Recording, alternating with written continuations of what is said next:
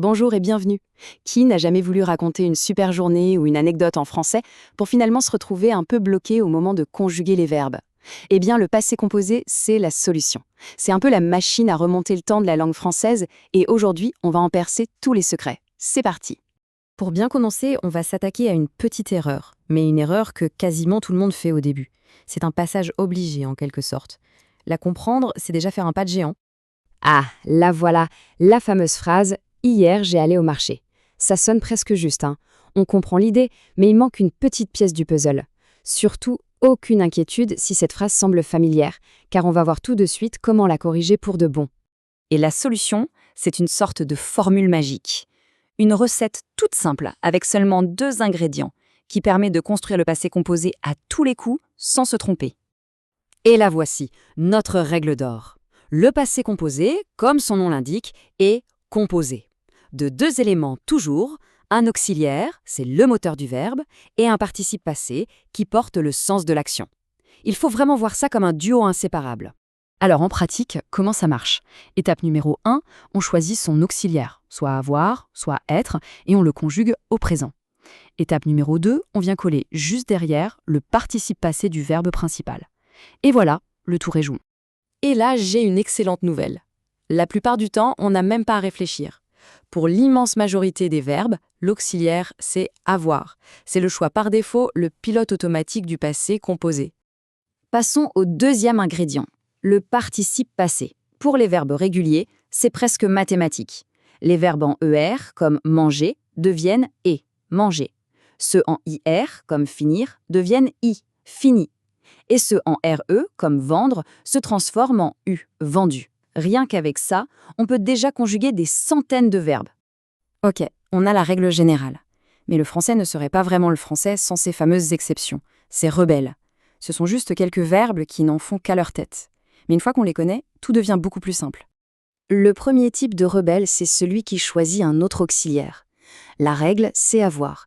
Mais une petite bande d'irréductibles, souvent des verbes de mouvement ou de changement d'état, préfère faire équipe avec être. On ne dit donc pas « j'ai allé », mais bien « je suis allé ».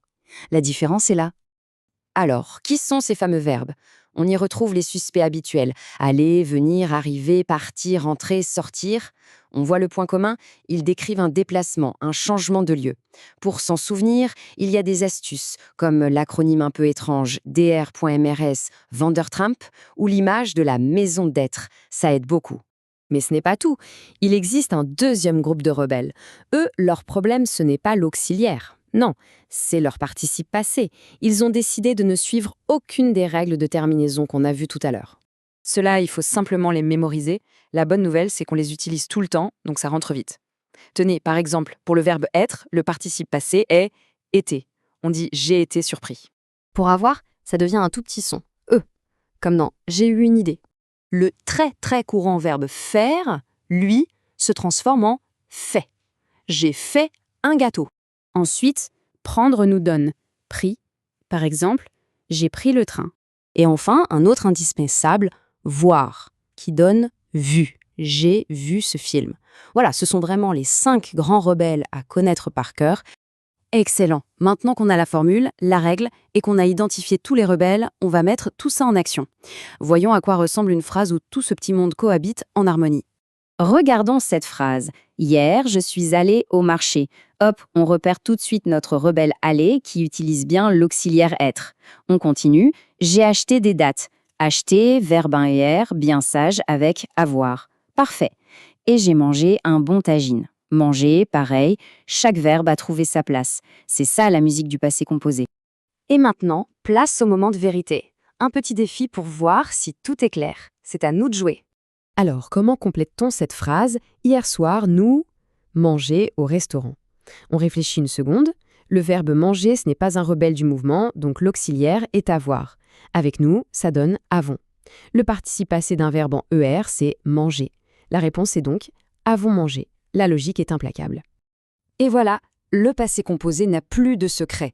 Avec cette clé, on peut enfin ouvrir la porte de tous nos souvenirs et les raconter en français.